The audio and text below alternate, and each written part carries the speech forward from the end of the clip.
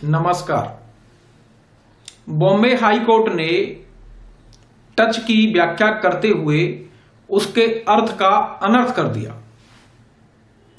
POCSO act की धारा 7 ये प्रावधान करती है कि किसी बच्चे के गुप्तांगों को कोई व्यक्ति छेड़छाड़ करता है यानी उनको टच करता है तो वो अपराध है।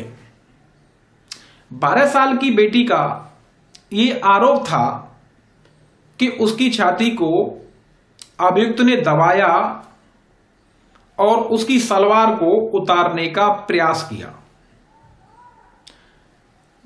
हाईकोर्ट की नागपुर बेंच ने यह कहते हुए अभियुक्त को बरी कर दिया कि पीड़िता का इस तरह का कोई आरोप नहीं था कि उसके टॉप को हटाया या ऊपर से हाथ डाला तब उसको टच किया, यानी स्किन टू स्किन, त्वचा का त्वचा से संपर्क नहीं हुआ, तब ये अपराध नहीं बनता है।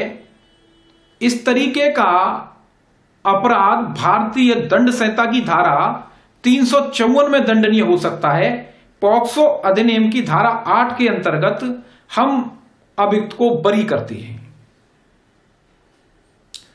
टच शब्द को इस तरीके से लिया और एक अर्थ कर दिया कि टच से आशय स्किन टू स्किन कांटेक्ट होना चाहिए। इस मामले के तथ्यों को लेकर के महाराष्ट्र सरकार द्वारा सुप्रीम कोर्ट में महाराष्ट्र बनाम लिमनस के मामले में अपील की गई तो सुप्रीम कोर्ट द्वारा निर्णय देते हुए यह मत व्यक्त किया गया कि स्पर्श शब्द की व्याख्या या त्वचा से त्वचा का संपर्क धारा 7 के प्रावधानों को प्रतिबंधित ही नहीं करता बल्कि संकीर्ण व्याख्या करता है, उसको सीमित करता है और ऐसी व्याख्या बेतुकी होगी, प्रावधानों के विपरीत होगी।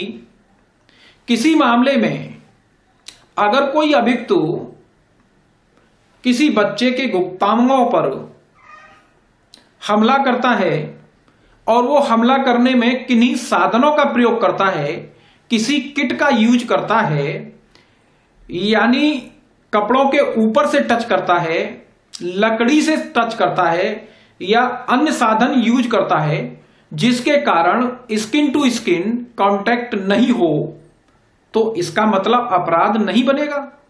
इस तरीके से अपराधी छूट जाएंगे। किसी भी अधिनियम की व्याख्या अधिनियम के प्रावधानों को संकीर्ण करने के लिए नहीं की जा सकती है।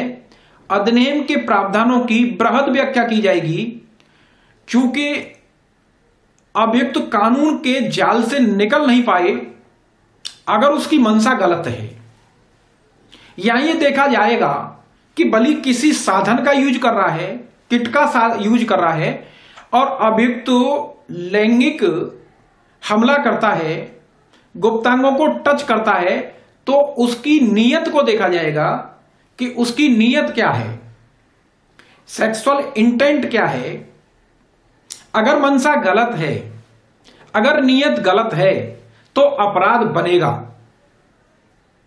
ऐसा नहीं है कि किसी भी तरह से इस तरीके से वो यूज करे या उसको मौका मिल जाए और उस अधिनियम की इस व्याख्या के अनुसार मंशा असफल हो जाए। तो ऐसी स्थिति में हाईकोर्ट द्वारा व्याख्या जो की गई वो गलत की गई और इस मामले में अभियुक्त द्वारा अपराध किया गया और अभियुक्त अपराधी है। यहां स्किन टू स्किन कांटेक्ट की आवश्यकता नहीं है और अभियोजन को यह साबित करने की भी आवश्यकता नहीं है कि इस तरीके से अपराध हुआ है जिसमें स्किन टू स्किन टच होता है। यहां नियत को साबित करना है। धन्यवाद।